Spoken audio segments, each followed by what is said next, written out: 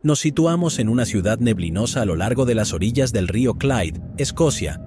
Por un lado, hay edificios históricos de piedra arenisca en calles tranquilas y frondosas, y por otro lado, altos edificios deteriorados marcados por los efectos del declive económico. Bienvenidos a la Escocia de los años 60, para ser específicos, Glasgow. Una ciudad dividida entre la gloria de su pasado en la construcción naval y la miseria de su condición contemporánea. Esta joya imperial británica había perdido su brillo después de pasar por una etapa difícil después de la Segunda Guerra Mundial. Para los últimos días del siglo XX, las drogas, el alcoholismo y el crimen estaban desenfrenados, con pandillas sectarias merodeando las calles por la noche con cuchillos y navajas escondidas en sus cinturones. Pero aparte de ser uno de los lugares más probables para recibir un cabezazo en toda Europa, cariñosamente apodado el Beso de Glasgow, era y sigue siendo uno de los mejores lugares para salir de fiesta también. Después de todo, eran los locos años 60. Cualquier persona que no quisiera pelear con machetes o desarrollar un gusto por la heroína podía pasar sus noches en uno de los muchos animados clubes de baile. El más destacado de ellos era el Barrowland Ballroom, un faro de la cultura juvenil en el lado oeste del centro de la ciudad. Su icónico letrero de neón brillaba con luces de colores sobre los juerguistas de toda Escocia que venían tanto por la música como por la reputación sórdida que el lugar había acumulado a lo largo de los años. ¿Recuerdas esa escena de Star Wars en la cantina alienígena sospechosa? Solo imagina eso con acentos ligeramente menos comprensibles, y cuando los preocupados padres de Escocia pensaron que Barrowland no podían caer más bajo, este centro de juerga, baile, mordiscos y seducción se convirtió en el escenario principal de una de las historias más impactantemente violentas que se hayan desarrollado en las calles de esta problemática ciudad. Estoy hablando, por supuesto, de los asesinatos de Beeble John. El 22 de febrero de 1968 era un jueves por la noche. Aparentemente una noche de juernes perfecta para aquellos que querían comenzar el fin de semana saliendo a bailar. En el lado sur de la ciudad, una joven enfermera llamada Patricia Docker se estaba preparando para unirse a ellos. El lado sur de Glasgow siempre ha tenido una reputación bastante ruda, así que es bastante apropiado que el vecindario de Patricia se llame literalmente Battlefield, campo de batalla, a pesar de que en realidad es una de las partes más bonitas. Pues aquí estaba, viviendo en Battlefield, en Langside Place, con su madre y su padre, los Wilson, que sin duda la acosaban preguntándole a dónde iba esa noche y con quién. Les dijo que iba al Majestic Ballroom, pero de hecho nunca llegó a entrar por esas puertas en esa fatídica noche. No por razones maliciosas. Fue simplemente porque ella terminó yendo al Barrowland durante más de 25 noches en su lugar. Probablemente, esta era una mentira bastante común entre las mujeres jóvenes de Glasgow, porque tenían menos probabilidades de dejarlas divertirse en paz si sabían que iban al lugar más notorio de la ciudad, o más bien, a un lugar donde la gente iba a actuar como si estuvieran solteros, sin importar si ese era realmente el caso. Esta era la situación real de Patricia, aunque técnicamente estaba separada de su esposo, y el divorcio parecía inevitable. Había regresado recientemente a su hogar en Glasgow, después de que su matrimonio de 5 años se desmoronara. Su esposo, que pronto sería ex, Alex, era cabo en la RAF y padre de su único hijo, que llevaba el mismo nombre. Para 1968, el pequeño Alex tenía 4 años y quedó al cuidado de sus abuelos mientras mamá salía por la ciudad. Patricia adoraba a su pequeño, pero con solo 25 años necesitaba la oportunidad de salir y vivir su propia vida de vez en cuando. Mientras se ponía su vestido amarillo y su abrigo gris sobre los hombros y se maquillaba con lápiz labial y base, se imaginaba una noche muy diferente a la que estaba a punto de suceder. Una buena risa, unas copas, tal vez un chico guapo con quien bailar, y como madre soltera y trabajadora, se merecía eso y más. Así que, después de darle un beso de buenas noches a su pequeño, salió al aire frío del final del invierno y se dirigió hacia el centro de la ciudad. La próxima vez que algún miembro de su familia vio a Patricia fue en la morgue de la ciudad mientras yacía en una mesa de identificación. Esa mañana de viernes, un residente de Battlefield llamado Maurice Goodman había caminado hasta su garaje, a menos de 1 minuto de la casa de los Wilson, y encontró a la pobre mujer desnuda y muerta en la entrada. Los oficiales locales respondieron a la llamada de Maurice Goodman. Fueron el oficial Johnson y el oficial MacDonald, quienes llegaron justo después de las 8 de la mañana. MacDonald más tarde describió: Había habido una helada intensa esa noche. Nos detuvimos en el auto en la calle Overdale, al final del callejón. El cuerpo estaba acostado con la cabeza hacia nosotros. Estaba completamente desnuda y no había señales de su ropa. Estaba boca arriba con la cabeza girada hacia la derecha. En esta etapa había poco en qué basarse. Lo único que los oficiales podían hacer era cruzar los dedos y esperar un informe de una persona sospechosa corriendo por la ciudad con un montón de ropa de mujer. Después de un rato, llegó al lugar el patólogo forense. Agachándose bajo la cinta de precaución y uniéndose a los dos inspectores, su aliento helado se mezclaba en el aire sobre el cuerpo. Rápidamente, el doctor Emery determinó que Patricia llevaba muerta al menos unas pocas horas y que su cuello mostraba signos de estrangulamiento, posiblemente con un cinturón debido a los patrones de marcas de fricción en la piel. Para empeorar las cosas, parecía que la habían golpeado brutalmente antes de ser asesinada y hubo signos de agresión sexual. La autopsia posterior confirmó todo esto, así como un detalle circunstancial menor cuya importancia solo se haría evidente muchos meses después. Patricia había muerto mientras estaba en su periodo. Cuando la ambulancia llegó para trasladar a la pobre Pat a la morgue, uno de los empleados a bordo pudo darles a los investigadores una pista. Reconocieron a la víctima, pues había trabajado como enfermera en el hospital Mearnskirk, donde podrían averiguar su nombre, lo que les permitió informar a su familia el sábado. El siguiente paso era que los detectives entrevistaran a los Wilson.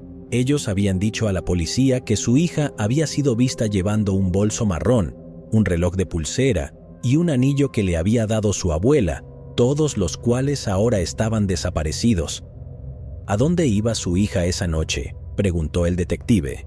Bueno, se dirigía al Majestic, el salón de baile en Hope Street, y con eso la investigación inicial prácticamente se fue al traste. Los detectives entrevistaron a los porteros y al personal en el lugar equivocado, lo cual, como puedes imaginar, no produjo ningún avance importante en el caso. De este modo, la pista se enfrió y el asesinato de esta joven madre se desvaneció en la oscuridad, una historia menor en las páginas de los periódicos llenas de una serie de otros relatos violentos. Hemos hablado brevemente sobre el crimen que azotó Glasgow en ese momento, pero tal vez este sea un buen momento para examinarlo más de cerca.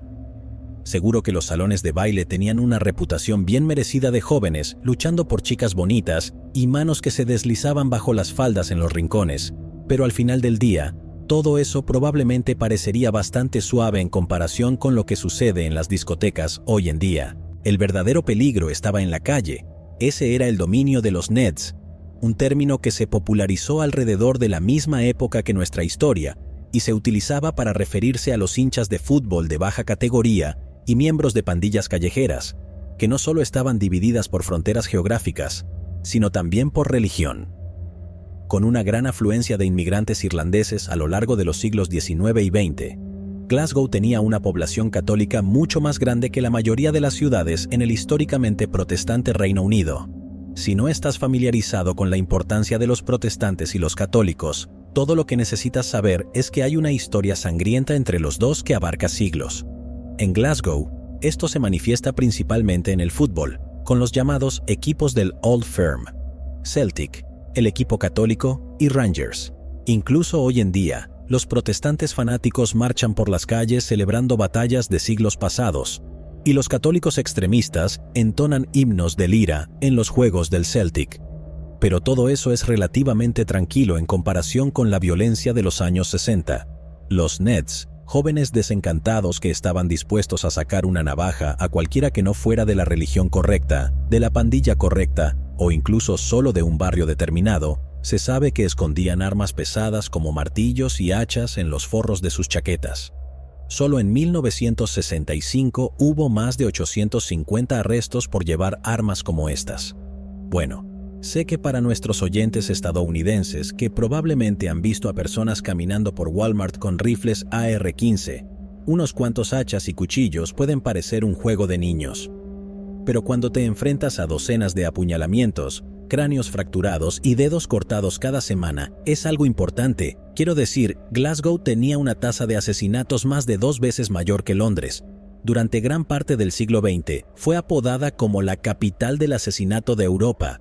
Como te puedes imaginar en este tipo de clima, el cuerpo de una mujer joven apareciendo en la entrada de un garaje no fue la mayor sorpresa del mundo.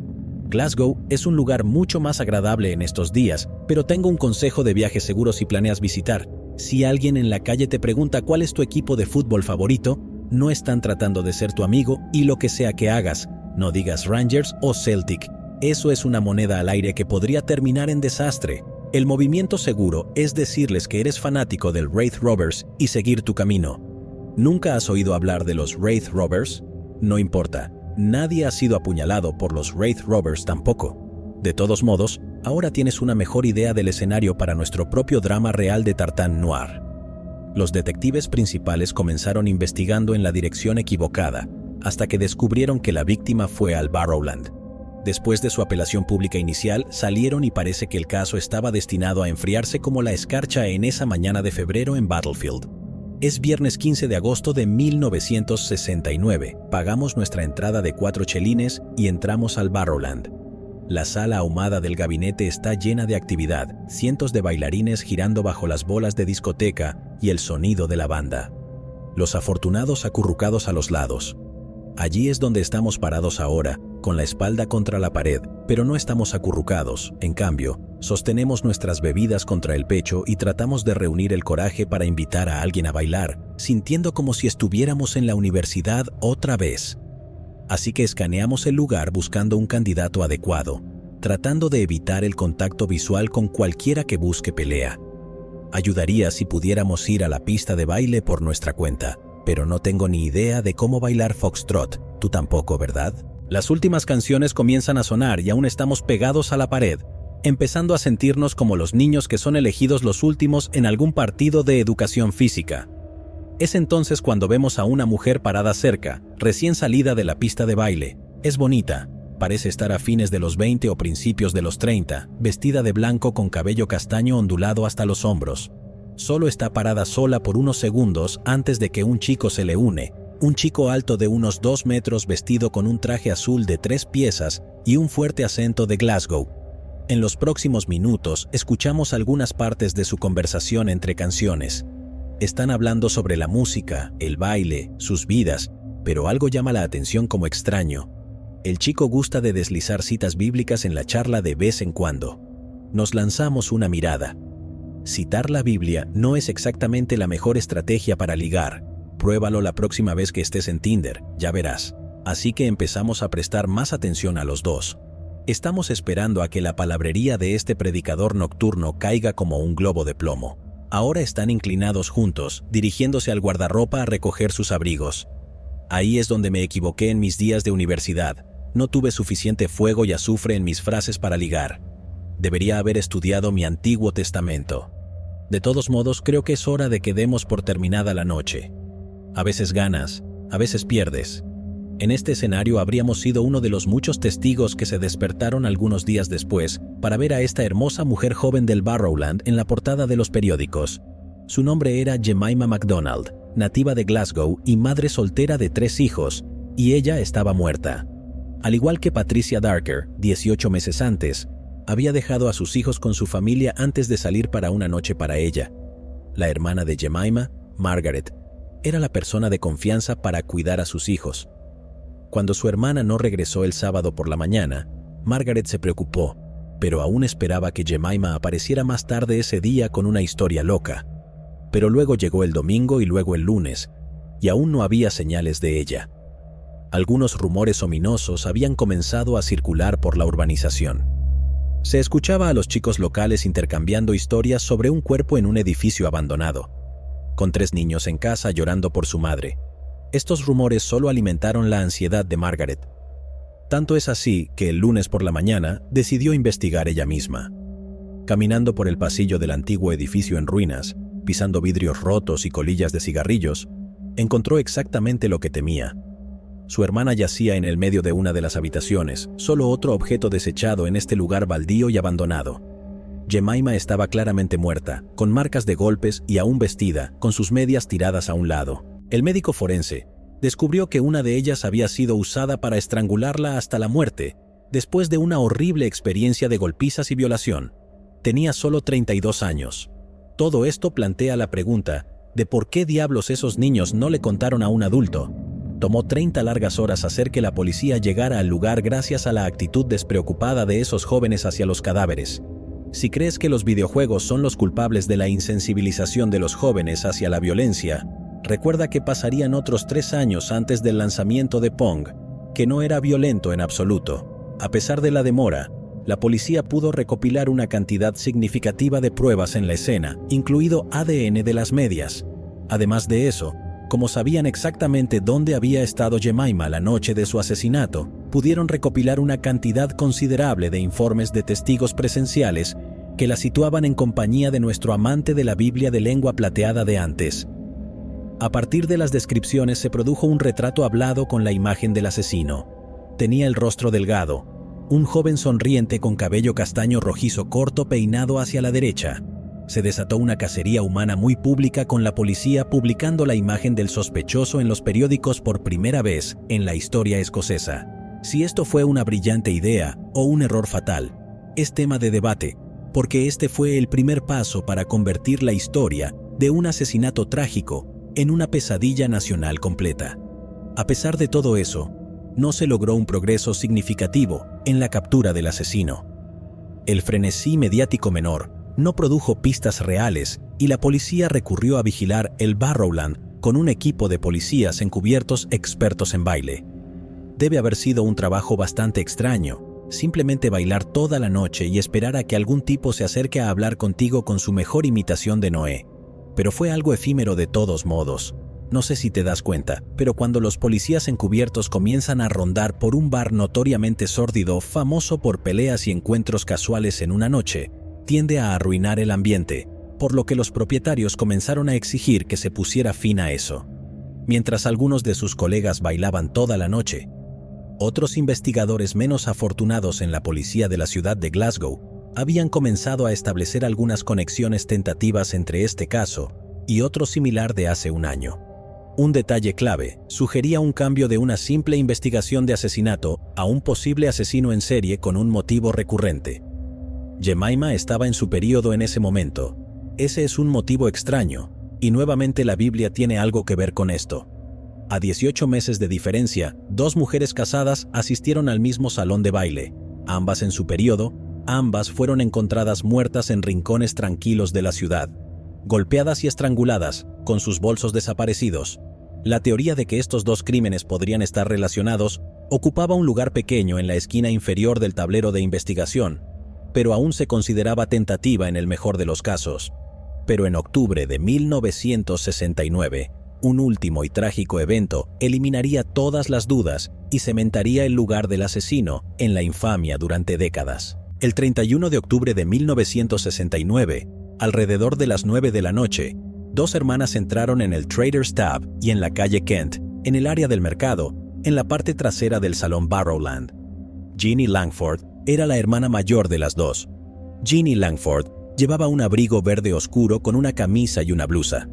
Su hermana menor, Helen Puttock, de 29 años, estaba sentada frente a ella. Helen Puttock llevaba un vestido negro de manga corta. Normalmente, un par de mujeres vestidas de punta en blanco sería una vista inusual en el antiguo y deteriorado pub, pero en una noche de viernes como esta, siempre hay algunas por ahí, bebiendo tanto alcohol como sea posible antes del cierre, mientras esperan a que el salón de baile se anime. Eso es exactamente lo que las hermanas estaban haciendo mientras conversaban sobre sus vidas y los hombres en ellas. Más temprano ese día, Helen había tenido una discusión bastante intensa con su esposo, un militar de permiso de su puesto en Alemania. No estaba muy contento de que Helen saliera de fiesta con su hermana mientras él se quedaba cuidando a sus 2 hijos. Si hay algo que debes saber sobre las mujeres de Glasgow, es que pueden ser de voluntad fuerte, así que al final Helen se salió con la suya. A medida que las 10 en punto se acercaban, la campana sonó para las últimas órdenes. Tanto los jóvenes bailarines como los comerciantes del mercado con gesto adusto terminaron sus bebidas y salieron al aire nocturno. Fue un corto paseo hasta el Paris, donde las mujeres se dirigieron hasta la pista de baile. Mientras lo hacían, pasaron por un ominoso aviso publicado en el tablero de anuncios del pasillo, junto con volantes y listas de bandas. Un retrato hablado de un cierto hombre delgado. Dentro de la sala principal, la energía familiar irradiaba desde la pista de baile y las chicas estaban ansiosas por unirse. Ginny fue la primera en conseguir un compañero de baile, John de Castle Milk, en el lado sur. No era precisamente el chico más guapo del mundo, pero era lo suficientemente buen conversador y bailarín como para conquistarla hasta la hora de cierre. Helen observaba cómo su hermana desaparecía en la multitud, pero solo estuvo sola durante unos minutos antes de que alguien se acercara a ella. Su chico también se llamaba John, porque aparentemente ese era el único nombre permitido para los hombres de Glasgow nacidos en la década de 1940. Los llamaremos John de Castle Milk y John el Guapo para simplificar. Adivina cuál de ellos es secretamente el psicópata. Cuando la canción terminó, las dos hermanas se encontraron en el costado e introdujeron a sus parejas. John el Guapo estaba increíblemente bien vestido. Llevaba un traje y una camisa bien planchados con el cabello bien peinado. No era el típico soltero de barril en la soltería de Barrowland, eso era seguro. Ginny miró detenidamente a este extraño joven junto a su hermana, lo suficiente como para poder describir su rostro con todo detalle una y otra vez en los días, meses y años venideros. ¿Adivinaste cuál de los Johns es el asesino? Pero si tienes que preguntarte por qué nadie lo adivinó, quiero decir, su rostro estaba literalmente colgado en un cartel de búsqueda en el pasillo, por amor de Dios. Bueno, sí y no, en realidad no era su rostro, no el rostro del hombre que estaba frente a Ginny ahora. El retrato hablado no hacía justicia a su buen aspecto y tez limpia. Su cabello era mucho más rojo de lo descrito anteriormente, y de todos modos, las impresiones estaban en blanco y negro. Debía medir 1.78 metros de altura, porque su boca estaba a la altura de los ojos, revelando dos dientes frontales superpuestos cada vez que hablaba.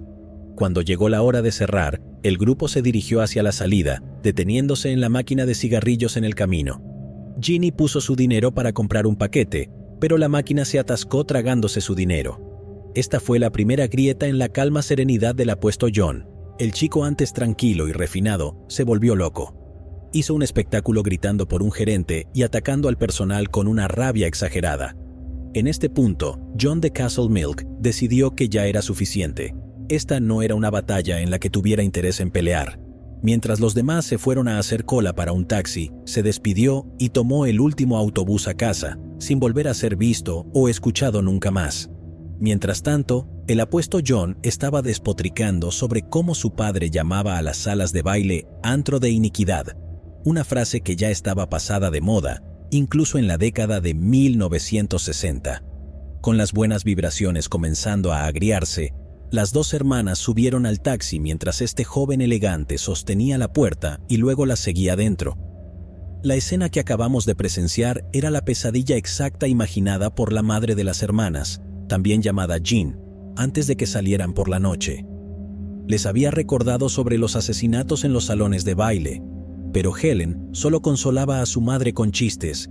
¿Quién intentaría hacerme algo con unas uñas afiladas como estas? Una chica de Glasgow de principio a fin. Tenía un espíritu luchador y no le tenía miedo a nadie. Las pruebas en la escena lo confirmaban. Manchas de césped en las suelas de sus pies, uñas rotas, huellas en la suciedad de un terraplén de ferrocarril de un intento de escape, una mordida profunda en su muslo. Helen luchó hasta el final, pero no logró llegar a un lugar seguro. La policía llegó a la escena el 1 de noviembre para encontrarla parcialmente vestida, junto a un tubo de desagüe al final del jardín de un apartamento en Scottstown. Había sido violada, golpeada y estrangulada. Al igual que las otras víctimas, le faltaba el bolso y se descubrió que estaba menstruando en el momento del ataque. Los detectives informaron a la familia y hablaron con una Ginny angustiada el mismo día. A pesar de su dolor crudo, pudo relatar todo lo sucedido la noche anterior con todo detalle.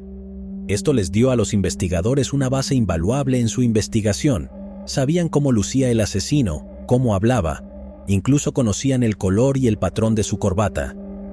Ella les contó a los investigadores todo lo que había sucedido durante el tenso viaje en taxi a casa. Después de que John se calmara por lo de la máquina de cigarrillos, aún no parecía estar del todo bien. Las dos mujeres intentaron entablar una conversación con él, pero él era brusco y cortante. Insistió en ir primero a la casa de Ginny para dejarla. En los 20 minutos que les llevó llegar allí, Ginny y Helen intentaron todo tipo de formas de calentar la atmósfera, pero todo lo que pudieron sacar de su nuevo compañero fueron algunos comentarios breves sobre cómo su primo había logrado un hoyo en uno en el golf, y cómo él no era ni un seguidor del Celtic ni del Rangers, sino un agnóstico, una palabra que era ajena e intimidante en ese momento. Habló sobre que era abstemio y rezaba en lugar de beber en Año Nuevo, y de cómo detestaba a las mujeres casadas que iban a salones de baile y todas esas cosas, con un poco de juicio del Antiguo Testamento para darle sabor. Quizás lo más extraño de todo fue cuando Ginny pidió un cigarrillo. John metió la mano en su bolsillo y a regañadientes sacó un paquete a medio terminar de Embassy's que antes había sido reacio a compartir. En este punto, ella estaba cansada de esta actitud egoísta de acumular cigarrillos y estaba ansiosa por bajarse del taxi en cuanto llegaron a casa. Ahora, todos estos jugosos detalles son el material de los sueños de los policías. El testimonio de Ginny realmente enfatizó el aspecto religioso, que hasta ahora había sido una nota al margen de aparentemente poca importancia. Crucialmente, ahora estaban convencidos sin lugar a dudas de que estaban lidiando con un asesino en serie de pleno derecho. Bajo la guía de John Beatty, uno de los mejores detectives de Glasgow, Ginny se unió activamente a la búsqueda del hombre que había matado a su hermana. La policía presentó un nuevo retrato hablado del asesino, esta vez basado en el testimonio detallado de una mujer en lugar de un mosaico reunido a partir de docenas de cuentas pasadas medio recordadas. Pero también hay otro tipo de personas que prosperan con este tipo de detalles vívidos y violentos: los periodistas. La prensa enloqueció con la historia del asesino de lengua plateada, y su rostro recién reconstruido apareció en la portada de todos los periódicos de Escocia. Un importante tabloide llevaba el titular "El Don Juan del salón de baile con asesinato en mente", que es un encabezado muy largo y mucho más pegadizo de lo que debería ser. Sería una buena línea para Bible John el musical, si alguien alguna vez tuviera el mal gusto de escribirlo. Todos los detalles comenzaron a emerger, y toda la ciudad de Glasgow soltó un suspiro colectivo de terror. Los padres exigieron que sus hijas se quedaran en casa después del atardecer. Miles de ciudadanos preocupados llamaron a las comisarías afirmando que sus vecinos o compañeros de trabajo encajaban en la descripción. Era el tipo de miedo irracional que impregnaba todo, y solo puedes entenderlo si has vivido algo así antes. Y probablemente ya lo sepas como fanático de los crímenes reales. Los medios de comunicación no hacen mucho por calmar este tipo de histeria. Después de todo, es su pan y mantequilla. Aquí tenían una sensación lista para usar con detalles idiosincrásicos que realmente capturaban la imaginación. Así que los periodistas de Escocia se hicieron eco de la historia. Inventaron un apodo que prácticamente todos en el país reconocerán hasta el día de hoy. ¿Cuál fue? ¿El asesino del salón de baile que golpea la Biblia? ¿El estrangulador de Satanás en el salón de baile? ¿El demonio del salón de baile? Bueno, en realidad, los tabloides eran un poco más comedidos en aquellos días, por lo que se fueron con el nombre relativamente discreto de Bible John. Antes de continuar, vale la pena decir algo sobre el aspecto religioso de este caso. Esto fue lo que capturó la imaginación aterrorizada de esta ciudad religiosamente cargada y sectaria. Después de todo, la idea de un misógino violento llamado John justificándose con la Biblia no era algo nuevo, especialmente en Escocia. Esta es la tierra natal de John Knox, el reformista protestante que fundó la Iglesia de Escocia hace unos 500 años. Escribió una obra titulada El primer sonido de la trompeta contra el monstruoso régimen de las mujeres. Aunque suene como el título de una publicación destacada en un foro de internet de incel, en realidad era un libro teológico profundamente prejuicioso que argumentaba en contra de las reinas. Escocia también produjo a otro John de carácter cuestionable en la misma época, John Calvin, otro predicador de la Reforma. Calvin no era fanático de la crítica. Uno de sus colegas llamado Jacques Gruey lo acusó de hipocresía. Se dice que Johnny Boy lo hizo torturar y ejecutar, y su casa fue incendiada, solo para asegurarse, supongo. Incluso los compañeros que odiaban a los católicos romanos no estaban completamente a salvo de este tratamiento, como descubrió el español Michael Servetus cuando fue juzgado por herejía y luego quemado vivo. Los buenos tiempos. El tribunal decretó que se usaría madera fresca para prolongar el asunto lo más posible. Fueron 30 minutos agonizantes en total. Así que lo que estoy diciendo es que si eres un tipo sádico llamado John en Escocia que quiere cometer misoginia y asesinato basados en la fe, no te faltarán modelos a seguir. La fe tiene una historia bastante irregular que se remonta mucho antes de las guerras de pandillas de Neds o las tarjetas rojas de los derbis del Old Firm. Los perfiladores criminales creen que Bible John se había autoproclamado como un juez religiosamente justificado por encima de la ley mundana básica. Según su retorcido sentido de moralidad, estaba repartiendo castigos bien merecidos a los depravados y sucios del mundo. Para él, esto significaba adúlteros y mujeres en sus períodos. Al fin y al cabo, era un completo psicópata, lo que nos lleva a una pregunta que podría haber reducido potencialmente el grupo de sospechosos a la mitad. ¿En qué lado de la división sectaria estaba exactamente Bible John? Bueno, cuando le preguntaron sobre su equipo de fútbol favorito en un taxi, afirmó que no era ni católico ni protestante. Lástima, ya que Glasgow estaba tan dividida en barrios sectarios que esta información realmente podría haber dirigido la búsqueda. A pesar de todo, las cosas aún parecían ir bien, con todos los ojos de Glasgow atentos a una visión de este misterioso asesino. La policía era optimista. Había una sólida posibilidad de que lo avistaran en el momento en que pusiera un pie fuera de donde se escondía recuperándose de sus heridas, muchas de las cuales Helen le había infligido, especialmente una profunda herida debajo de uno de sus ojos, que fue vista mientras huía en un autobús. 100 detectives fueron asignados al caso, se recopilaron 50.000 declaraciones a través de testigos y llamadas, y se encontraron 1.000 posibles sospechosos. Con la esperanza de que uno de los pequeños detalles físicos pudiera ser la clave, la policía entrevistó a cientos de barberos, dentistas y sastres, esperando que alguno pudiera darles un nombre. Mientras tanto, el equipo de detectives, Beatty y Ginny, llevaron a cabo más de 300 desfiles de identidad. Primero revisaban los dientes. Después ella observaba detenidamente a los hombres y les asignaba una probabilidad del 100, pero nunca experimentó la misma sensación de repulsión al ver el boceto que el artista policial había hecho a partir de su descripción. A medida que pasaban los días y las semanas, los investigadores no lograron identificar a ningún culpable altamente probable. Había demasiadas pistas débiles para manejar, y los agentes incluso recurrieron a psíquicos y espiritistas en un intento de reducir las posibilidades, ya que los archivos se desbordaban y los procedimientos administrativos normales se volvían impotentes para mantenerse al día. Parecía que toda esta expectación podría desvanecerse sin un arresto concluyente, pero la policía tuvo un gran golpe de suerte. Un hombre que se parecía sorprendentemente al boceto de la policía acababa de entrar en una discusión con una joven en el Barrowland. ¡Eureka! El idiota había regresado al escenario de sus crímenes.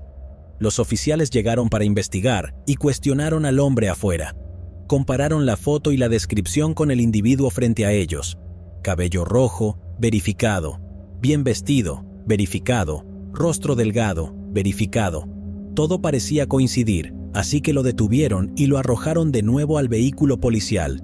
Pero, espera un momento. Uno de los policías presumiblemente dijo, «Este hombre es inocente». «¿Cómo es eso?», debió haber preguntado su compañero. Los dientes están todos mal. Claramente dice dientes superpuestos. Y los de este tipo son tan rectos como los de una estrella de cine de Hollywood. No puede ser él». «Oh sí, tienes toda la razón.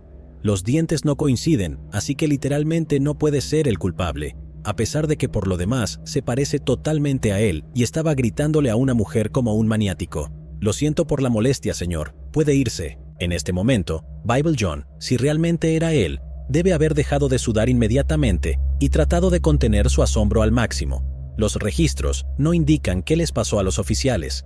Cuando la noticia de este gran susto llegó a la comisaría de policía de Strathclyde, le recordó a uno de los oficiales a un individuo similar que había arrestado varios meses antes por pelearse fuera del salón de baile. El hombre había dado un nombre falso y una dirección falsa al principio antes de cambiarlas más tarde. Los oficiales lo habían llevado al hospital para recibir puntos de sutura en su cabeza, donde nuevamente intentó usar su nombre falso y luego escapó por una ventana hacia la noche. A pesar de haber estado potencialmente muy cerca de ser capturado de manera dolorosamente agonizante, parecía que Bible John había terminado de cometer indiscreciones fatales. En medio de una tormenta continua de rumores que abrumaban a los investigadores, la pista se enfrió una vez más. Durante el siguiente año, su gigantesca lista de nombres se redujo a nada. Con eso, Bible John se convirtió casi en una leyenda urbana. un mito que perseguía a toda una generación de asistentes a fiestas, el cual los padres relataban para que sus hijas regresaran temprano de los clubes nocturnos. Estas mismas historias se transmitieron de generación en generación como una advertencia. Un fantasma asesino que perduró en la imaginación de cada padre escocés que alguna vez vio a su hijo salir por la puerta hacia su primera noche en la ciudad. La historia atormentó no solo la imaginación popular, sino también todo el aparato de justicia penal de Escocia, que volvió a enfocar su atención en el caso una y otra vez en las décadas siguientes. Las esperanzas de una resolución ordenada se desvanecieron más y más hasta que pareció un sueño imposible. Pasarían otros 14 años hasta que apareciera alguna pista sustancial, lo cual ocurrió en forma de una llamada telefónica en 1983. El hombre al otro lado de la línea afirmaba que había crecido con Bible John en una zona de Glasgow llamada Crankhill. Los dos habían pasado muchas noches en Barrowland en la década de 1960 y estaba convencido de que su amigo era el infame estrangulador en persona. La policía rastreó al individuo hasta los Países Bajos, pero desafortunadamente no encontraron nada que lo vinculara de manera concluyente a los asesinatos.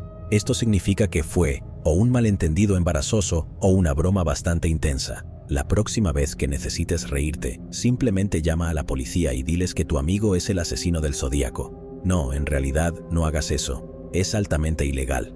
La segunda vez que la investigación tomó impulso fue otros 13 años después, en 1996. Siempre ha habido una sospecha de que Bible John podría ser un militar que asesinaba en intervalos cuando regresaba a casa en Glasgow de licencia. Esa es solo una razón por la cual John McInnes, ex guardia escocés, fue de interés para la policía. Años atrás, él había admitido estar en Barrowland la noche del tercer asesinato, pero tuvieron problemas para obtener una confesión de él.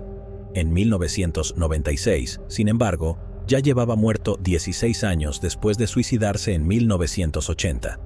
En lugar de palabras, la policía tomó muestras de ADN de los restos utilizando técnicas no disponibles en la década de 1960. En una mañana de febrero helada, similar a la que se encontró a la primera víctima de Bible John, excavaron en la tierra con taladros neumáticos y primero sacaron el cuerpo de la madre de McInnes, que estaba enterrada sobre él. Luego, exhumaron al hombre mismo. La pequeña muestra de ADN de las medias recolectada en la década de 1960 y congelada para la posteridad se comparó con la nueva muestra de su cuerpo. La policía estaba tan segura de que por fin tenían al culpable, pero la evidencia se había deteriorado y los resultados fueron inconclusos. McInnes fue absuelto por falta de pruebas. Ahora te he jugado con algunas pistas falsas, pero la próxima es legítima, lo prometo, así que quédate conmigo. En 2006, Glasgow fue sacudida por otro terrible crimen, uno que suena como sacado de un libro de Dan Brown. Angelica Cluck, estudiante de 23 años, se hospedaba en una residencia adjunta a la Iglesia Católica Romana de San Patricio en el área de Anderston de la ciudad. Originaria de Polonia, trabajaba como limpiadora en la iglesia para financiar sus estudios. Después de estar desaparecida varios días, se encontró un cuerpo el 29 de septiembre, oculto bajo el suelo de la iglesia. Había sido golpeado brutalmente, apuñalada de manera maníaca y violado. La última persona que la había visto viva fue el conserje de la iglesia, un hombre de 60 años llamado Pat McLaughlin, quien ahora estaba desaparecido. Su rostro fue difundido en la televisión nacional, momento en el que los investigadores descubrieron que Pat McLaughlin no era su nombre real en absoluto. En realidad era Peter Tobin, un delincuente sexual registrado de Glasgow, que había pasado más de una década en prisión por la violenta violación de 2 hermanas. Al mudarse, había cambiado su nombre para evadir el radar policial a fines de 2005. Lograron ubicarlo en el Hospital de Londres, donde ingresó bajo otro nombre falso. Aunque no conozcas o recuerdes su historia, hay una posibilidad de que el nombre Peter Tobin todavía te haga estremecer. Este es otro de los nombres más reconocibles en la línea de asesinos en serie del Reino Unido, tan icónico y morboso como Ted Bundy en estas partes. Y sí, dije asesino en serie, porque este no fue el primer cuerpo que Tobin había enterrado, ni mucho menos. Una búsqueda en sus antiguos hogares reveló los cuerpos desaparecidos de una joven de 15 años y una de 18 años enterradas en su jardín en Margate. Fue condenado por todos estos asesinatos y actualmente cumple la pena máxima posible en el Reino Unido en la prisión de Sutton, en Edimburgo. Sus compañeros de celda han afirmado que Tobin se jactaba de haber matado a un total de 48 víctimas a lo largo de su siniestra carrera. Ahora, esta historia es muy horrible y deprimente, pero te traje aquí para tener un cierre, no para una pesadilla fresca. Así que llevémoslo todo a su fin. ¿Podría este asesino, nacido en Glasgow y que frecuentaba los salones de baile de la ciudad en la década de 1960, ser el hombre que estamos buscando? Solo necesitas echar un vistazo a la foto lado a lado para despertar tu curiosidad.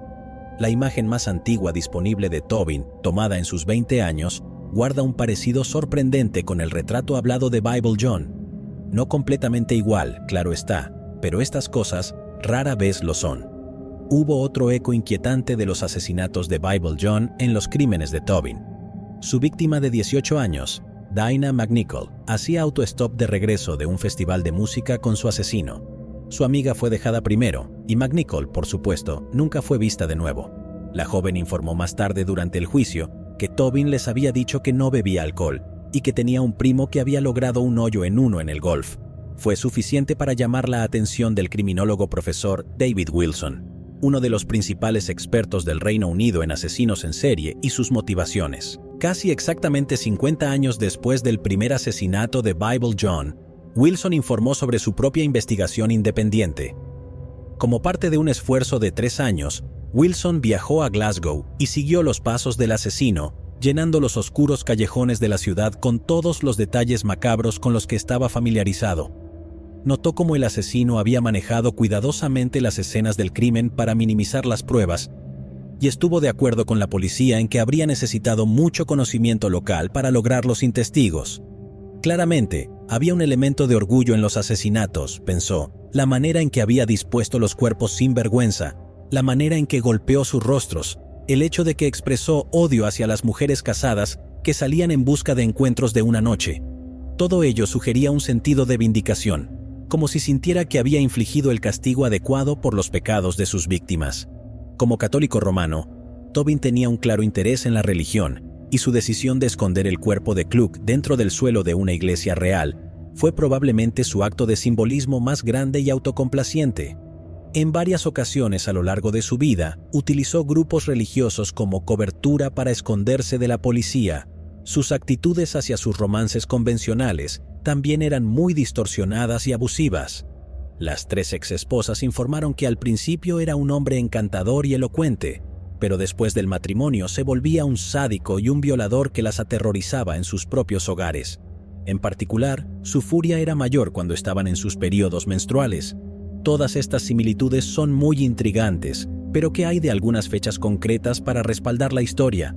Afortunadamente, estas también encajan perfectamente. Tobin vivió en Shettleston, al este de Glasgow, en 1968, y solía salir de la ciudad por trabajo con regularidad. Sus crímenes posteriores mostraron la costumbre de huir de un área para evitar el escrutinio y la inclinación a vivir bajo nombres falsos para eludir la detección. En 1969 se mudó a Inglaterra y se casó con su primera esposa. ¿Dónde se conocieron? Bueno, eso fue en Barrowland, por supuesto. Y con eso doy por concluido mi caso, o debería decir el caso del profesor Wilson. No puedo llevarme mucho crédito. Cuando le preguntó a un investigador cercano a la investigación posterior a Tobin por qué la policía no estaba lista para hacer pública la evidencia condenatoria, la respuesta básicamente se redujo a la reticencia de volver a abrir ese viejo problema. El fantasma de Bible John está relativamente tranquilo estos días, viviendo principalmente en las mentes de la generación mayor, así que nadie quiere ser el que lo traiga completamente de vuelta a la vida. ¿Es eso negligencia, duda honesta, o tal vez simplemente no hay evidencia física suficiente y concluyente para hacer que el proceso largo valga la pena cuando los fondos de la policía ya están muy ajustados? Tobin mismo no va a ofrecer respuestas, eso es seguro. Ha ignorado cada solicitud de entrevista del profesor Wilson, lo que significa que nuestra historia lamentablemente carece del enfrentamiento climático que seguramente tendría a Hollywood llamando a la puerta. Te dije que te ofrecía un cierre, porque eso es lo que un relato como este clama. Si no podemos tener justicia, si no podemos tener seguridad, exigimos al menos eso, una explicación ordenada que destile un miedo sin forma, una niebla sofocante que puede expandirse para llenar las calles de toda una ciudad en algo incomprensible. De repente, el terror universal de que tus seres queridos sean dañados se reduce a algo más manejable. Una historia sellada con un principio, un medio y un final, una que puedes archivar a un paso de la realidad cotidiana.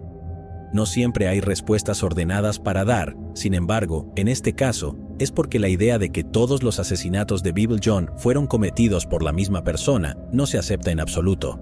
Algunos investigadores y académicos dicen que la policía fue demasiado rápida al asumir que ese era el caso, y que el primer asesinato podría haber estado totalmente no relacionado, o los dos últimos podrían haber sido asesinatos de imitadores inspirados por él.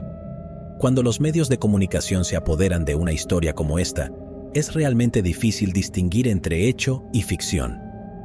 Quizás la manía pública de Bible John distorsionó la investigación misma y obligaron a la policía a dar algunas respuestas fáciles que no estaban completamente respaldadas por los hechos. En cualquier caso, esto aún no parece ser un caso cerrado. Está demasiado arraigado en la psique de Escocia como para cerrarse verdaderamente. Así que supongo que lo mejor que podemos sacar de esto es una advertencia de ser precavidos y estar atentos a los Bible Johns que caminan entre nosotros. Sé que nos gusta mirar el lado oscuro del crimen aquí, pero en serio, cuídense ahí afuera. Y si ven a un desconocido una noche que podría estar en problemas, ¿podrían perdonarse si los ven en las noticias al día siguiente? Tengan eso en cuenta y podrían ser héroes en el futuro aquí en Mentes Enfermas. Llegados aquí, ¿acaso no has visto este otro crimen? Yo no me lo perdería,